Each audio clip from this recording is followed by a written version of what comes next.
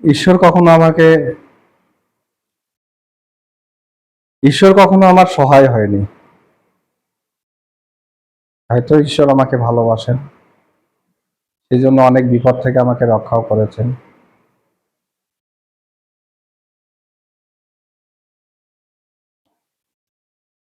তবে ঈশ্বরের কাছে সবচাইতে বড় চাওয়া ছিলে তুমি। আমার জীবনে আমি যা কিছু চেয়েছি একনিষ্ঠ মনে, তার মধ্যে সবচাইতে বড় চাওয়া তুমি। তোমাকে নিয়ে ঐতিহাসিক কোনো মন্দিরে প্রথম, তোমার সাথে আমার যেদিন দেখা হয় প্রথম, সেদিন আমার বন্ধুদের সাথে তোমাকে নিয়ে আমি মন্দিরে গেছি। কেন জানো? ভগবান রাধা মাধবের কাছে তোমাকে আমি একনিষ্ঠভাবে চাওয়ার জন্য, যে হে ঈশ্বর, আমার পাশে যাকে তুমি দেখছো, আমি এই মানুষটিকে আমার করে চাই। তোমার কাছে আমার আর কিচ্ছু চাওয়ার নেই। আমি পাপিষ্ঠ, ঈশ্বর সেটি গ্রহণ করেনি। কিন্তু আজ যখন জানতে পারলাম যে সেদিন তুমি আমাকে চাওনি, বিশ্বাস করো কষ্টটা দ্বিগুণ হয়ে গেল তখন।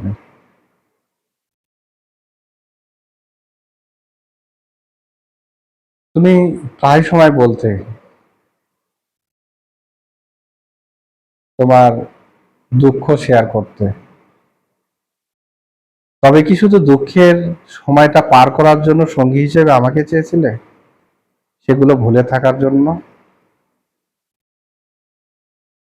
নিজে তো দুঃখ ভুলে গেলে, কিন্তু আরেকটা নিরপরাধ নিষ্পাপ প্রাণকে কেন এক সাগর দুঃখের মধ্যে ঠেলে দিলে? কি পাপ করেছিলাম তোমার সাথে বলো?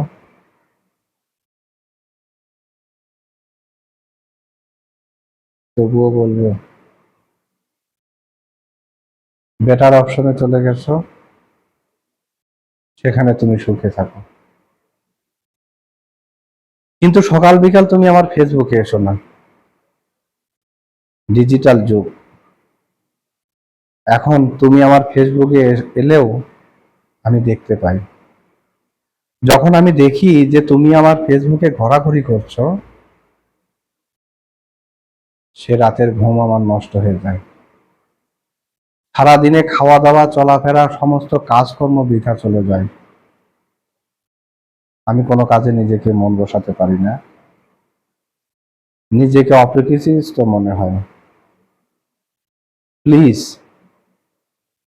তুমি আমার আশেপাশে ছায়া হয়েও মায়া হয়ে কোনো কিছু হয়ে ঘুরো না। কারণ পৃথিবীর সবচাইতে নিকৃষ্ট কোনো জিনিস যদি থাকে, আমি তোমাকে ঘৃণা করি।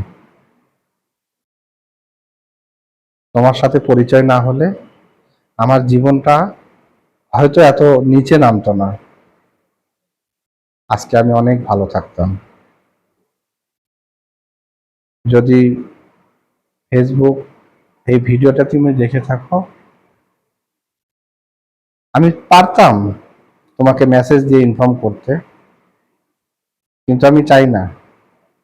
তোমাকে ব্লক করেও আমি তোমাকে আমার কাছ থেকে দূরে রাখতে পারি, কিন্তু যেভাবে তুমি নানান ধরনের ফেসবুক আইডি খুলে আমার অ্যাকাউন্টে আসা শুরু করছো, তুমি হয়তো মনে করছো যে আমি চিনতে পারিনি।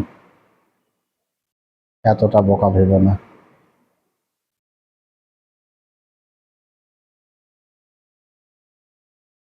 আমার বিশ্বাস তুমি আর কখনো আমার ফেসবুকে আসবে না। আমার হোয়াটসঅ্যাপ, ইমো, টুইটার, স্কাইপে যত সামাজিক মাধ্যম আছে কোথাও আসবে না। আর আমার বাস্তব জীবনে আসার তো কোনো সুযোগই নেই। আমার চিন্তাতেও তুমি নেই। কিন্তু আমি যখন ফেসবুকে তোমাকে দেখি, আমার কষ্টটা দ্বিগুণ হয়।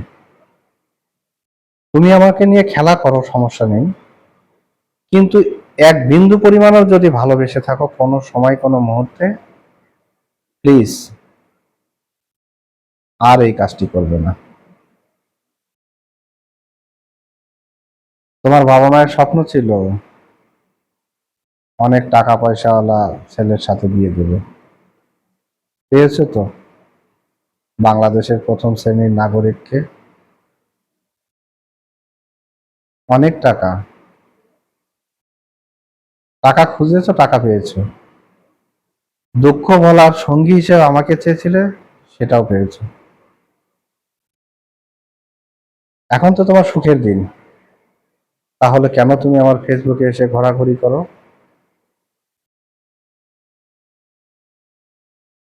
আমি তোমাকে হার্ট করতে চাই না। তোমার আত্মীয় স্বজন, তোমার বাবা মা ভাই বোন ভগ্নিপতি, তোমার মামা মামি পিসি পিসে মশাই মেসো মশাই ভাই বোন প্রত্যেকের অবদান আমার জীবনে আছে। আমার প্রতিটি লোম, প্রতিটি রক্ত শিরা, প্রতিটি রক্ত কণায় কণায় তাদের অবদান। তাদের কারণে আজকে আমি অনেক সুখী। তোমার যদি পিতৃ পরিচয় থাকে, তুমি আর কখনো আমার ফেসবুক আইডিতে আসবা না। আর যদি বলো যে তোমার পিতৃ পরিচয় নাই, তুমি পিতৃ পরিচয়হীন কোনো মানুষ, তাহলে এসো নতুন নতুন আইডি খুলে, সেটা তোমার চয়েস। কিন্তু আমি বলবো তোমার সেই নাগরিক প্রথম শ্রেণীর নাগরিক স্বামীকে নিয়ে টাকার বিছানায় ঘুমাও। তবে একটা কথা মনে রেখো, সুখের বিছানায় তুমি কখনো ঘুমাতে পারবে না।